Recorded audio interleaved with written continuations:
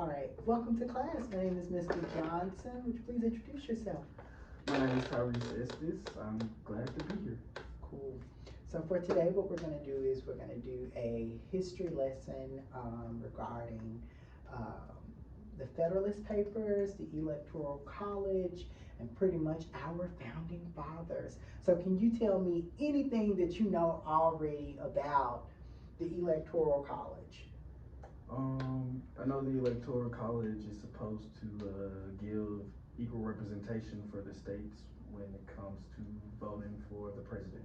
Okay. Anything else you know about it? No. Okay, cool. So the Electoral College is the way in which we elect our United States president. And so in our election process, we have this crazy large number. It's 538. Okay, so 538 electors. Do you know how many people are part of the United States Congress? No. Okay, so there's 435 in the House, and then there are 100 in the Senate, and then there are 3 additional electors, okay? All right. From the area of Washington, D.C., okay? So, pretty much what we're going to do is we are going to focus in on these things called the Federalist Papers. Have you ever watched Hamilton before? No. You never watched Hamilton? No, I'm being for real. I never watched it. Interesting. Okay. For real. So, if you want to watch Hamilton, Hamilton is on Disney Plus. But the significance of Hamilton was that Hamilton wrote a significant portion of the Federalist Papers. Okay, so if you will turn your attention to the computer, and we are going to kind of go over what the Federalist Papers are together. Okay, so what we are first going to do is kind of get like a general overview of what the Federalist Papers were. So originally when the Constitution was written, people was like, what is this? Right? They said, we don't understand what the Federalist Papers are in general. Okay? Or no, we don't understand what the Constitution is. And so what 3 people decided to do, it was John Jay, Alexander Hamilton, and trying to remember his name. John Jay, Alexander Hamilton. It'll come to me. But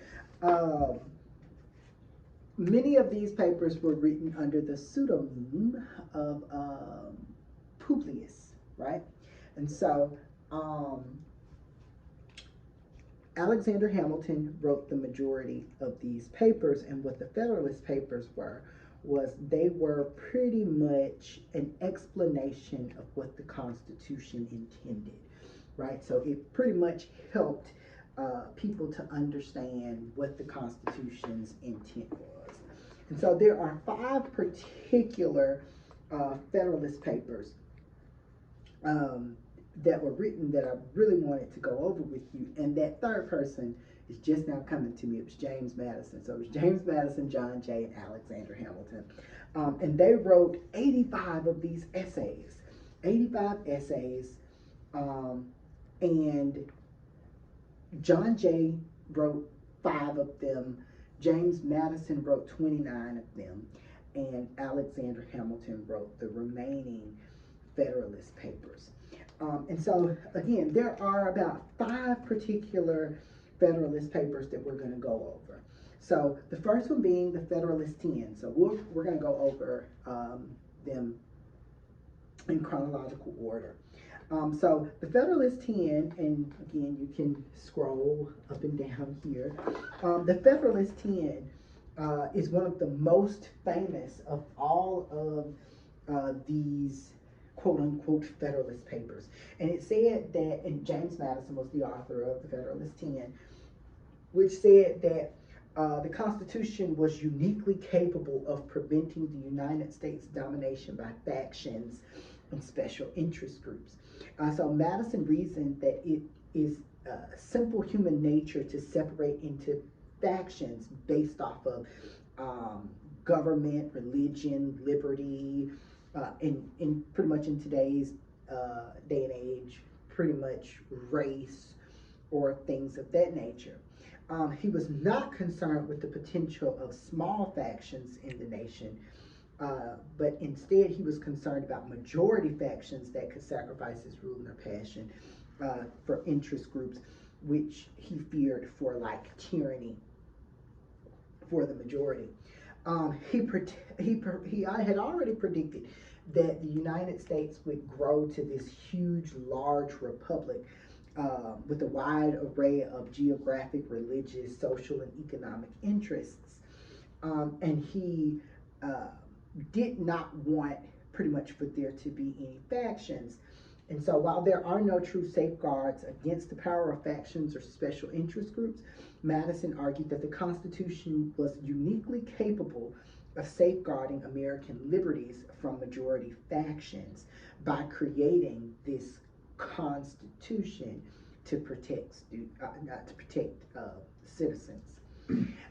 So then we move on to another James Madison Federalist paper, the Federalist number 39, which was penned as a defense of the Republican form of government, self-describing what qualified, quote unquote, as a republic, then pronouncing the Constitution as a federal rather than a national form of government.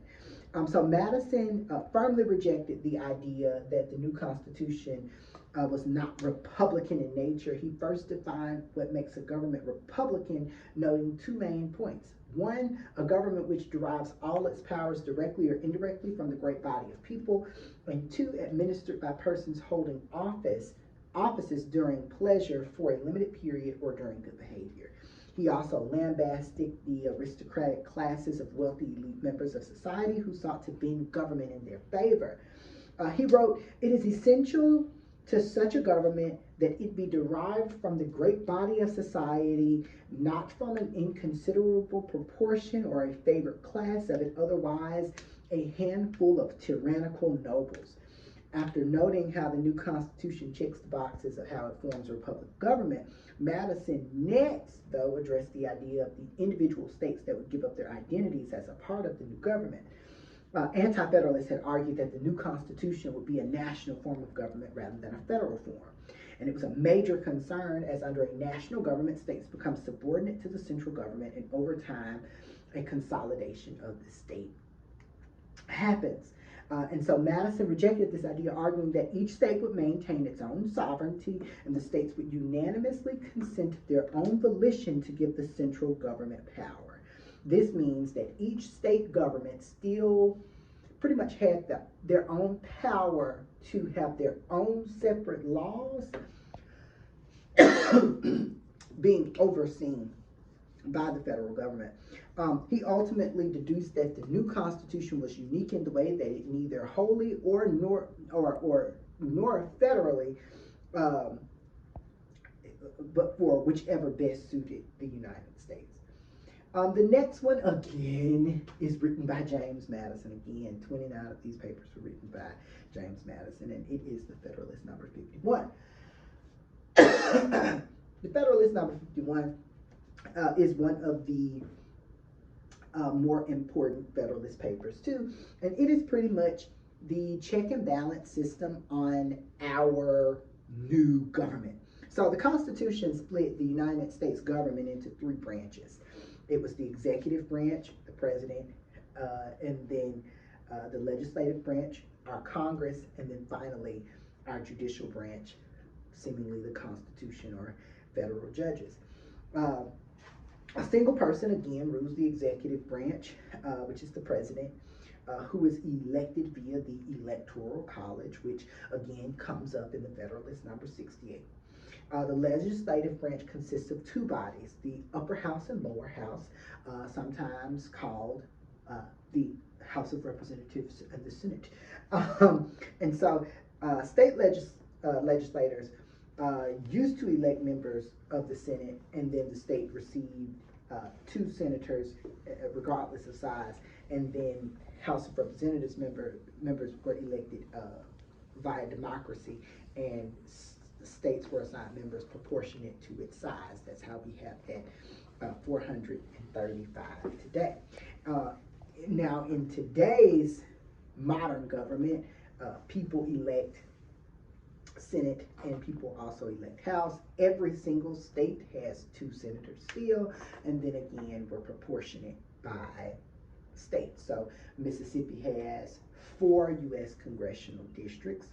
Um, California, I believe, after the census, has 53. Um, the president reserves the power to nominate members through the judicial branch, though the nominations are still needed to be confirmed through the U.S. Senate. Judicial members receive life terms onto their federal bench, so long as they're in good behavior, which kind of hasn't been defined, but as long as they're in good behavior. The Federalist 51 went on to describe how systems of checks and balances would preserve the liberty, though, of the United States, and expressing that each branch would be a check on one another. Therefore, each branch would not get too powerful against the other. People typically say that the legislative branch, for example, has the power of the purse because the legislative branch is the branch that controls the money. Although the U.S. president has to sign off on it, and in fact, the president has the power as well to veto something from the legislative branch, unless it's veto proof. Then we're moving on to the Federalist number 68, which is what this class is all about. So the Federalist number 68 was actually written by my favorite, Alexander Hamilton, who provided a defense for the method of electing the U.S. president through the Electoral College. Essentially, what this meant was that it would not give too much power to the people, and that smaller states would still have a proportionate, at the time, a proportionate vote for the U.S. president. So there are many differing proposals to select members of the executive branch of the Constitutional Convention. Some proposed by direct democracy, others by state legislators, and others by Congress. In addition, there were different plans as to how many executives there should be, with some proposals ranging from 1 and some proposals ranging all the way up to 3. Hamilton himself favored only 1 executive. However, he believed the executive should hold office for life instead of having terms, almost a monarchy. These different proposals resulted in the compromise to elect the president through the Electoral College. In the Federalist number 63, Hamilton outlined the thoughts behind the idea and claimed that the electors would be, quote, men most capable of analyzing the qualities adopted to the station, which would help to ensure the president was someone worthy of the title. Since the electors could not hold political office, they would be outside politics in a detached situation and aid in the avoidance of corruption in the election process. In essence, the framers designed the Electoral College as an alternative to a direct election by citizens, and it would also have considered a compromise for slave-holding states by having, I believe, the 2/3 compromise. Madison himself admitted direct election would have been preferable in his notes during the Constitutional Convention, stating, quote, the people at large was, in his opinion, the fittest in itself. However, he did later quit. Based on Madison's notes, the Electoral College sprung as a compromise for the least populous southern states, since enslaved people did not count as citizens. Given the dubious nature of the beginnings of the Electoral College, it is no wonder that many Americans believe it is one of the most archaic and unnecessary aspects of the Constitution. The Federalist number 78, so moving on from 68 to 78, in the Federalist number 68, Alexander Hamilton also wrote this one, where he explained the role of the judicial branch in our Constitution. He described the judiciary as, quote, the weakest of the 3 branches. Quote, It may truly be said to have neither force nor will, but merely judgment, and must ultimately depend upon the aid of the executive arm, even for the efficacy of its judgments. I think the majority of Americans would not agree with that today. This weakness justifies the permanency in office of federal judges so that they can uphold public justice and security without fear of reprisal from the other branches. He was also quick to note that federal judges cannot be removed so long as they display good behavior. In the Federalist number 68, Hamilton argued strongly for the process of judicial review. Judicial review is pretty much the process in which federal judges can determine whether or not a statute of law is conflicting with the Constitution. In many cases now, what people call this is like if a judge has ruled on something and then another judge is re-ruling on it, then whatever is the prior law, that is what it is. However, judicial review says that judge may have been wrong, and so let's re-review it. Many policies have been thrown out. For example, Roe v. Wade, you have Plessy versus Ferguson, and many other court cases. The Constitution did not expressly give the judiciary the power of judicial review. They were merely Hamilton's thoughts and interpretations of what the document could entail. The Chief Justice of the Supreme Court, John Marshall, affirmed the process of judicial review in probably one of the most important cases for the judiciary in Marbury versus Madison. And so these are five of probably the most important pieces of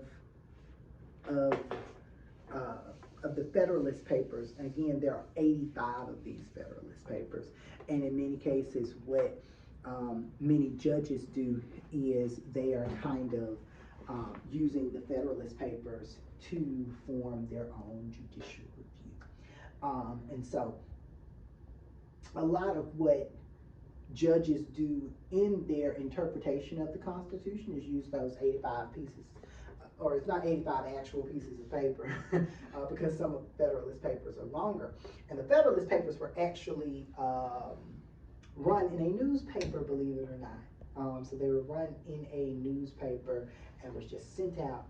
So here's the Federalist 29, in which will explain X, Y, and Z. So what we're going to do now is, first, I want you to give me your reflections on anything that you have learned here.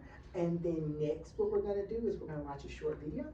And then we're going to do your exit ticket.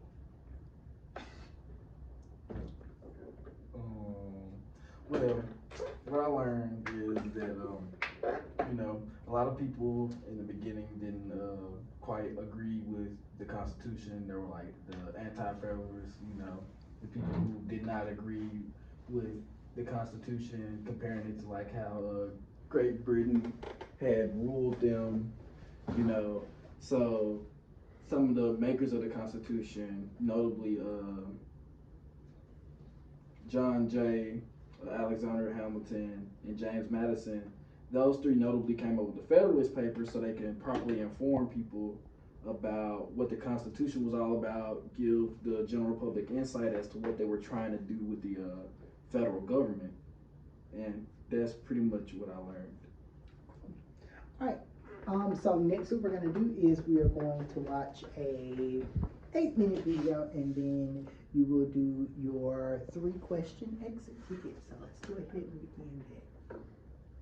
An example of federalism. And then we have the New Jersey plan, which is kind of mirrored on the Virginia plan, but they want a plural executive, more than one president. And then even Hamilton himself had suggested